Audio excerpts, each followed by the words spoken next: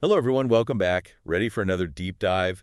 Today, we've got a chess puzzle that's, well, let's just say it's a bit spicy. Oh yeah, this one's got some teeth. Should be fun. All right, so let's hit the board. We've got white pawns on A4, C4, and G3. Okay, White bishops hanging out on H4. got it. Rooks are on B3 and D2. Keep in watch. Queens on B2. And the king, well, he's chilling on G1. All right, and what about black?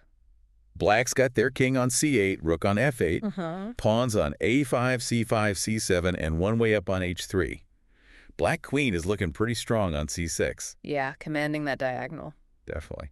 And finally, we've got black knights on E5 and F4.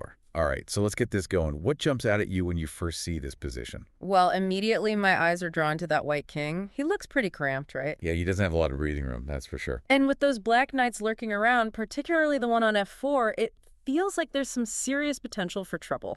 You're right about that knight. It's got a couple of juicy-looking moves, and neither of them seem too friendly for white. Plus, you've got that open F-file.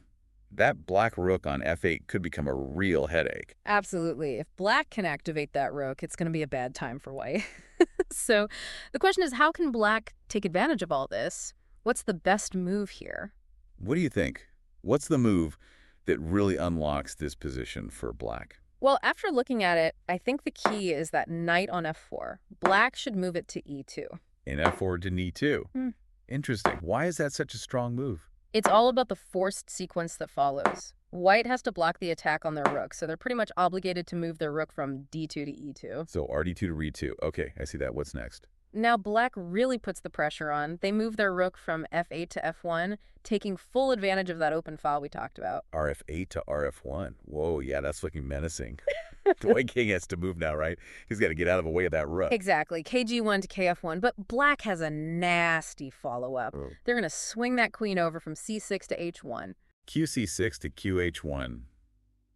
Oh, man, white is in deep trouble now. What can they even do? Not much. The king's only escape is to move to F2. KF1 to KF2. But it's too late. Black brings their knight from E5 to G4, and that's checkmate. E5 to NG4. Checkmate. Wow, that knight is just sitting there attacking the king and a rook at the same time. Classic knight fork. Exactly. This puzzle is a great example of how quickly things can go south if you don't pay attention to those tactical possibilities.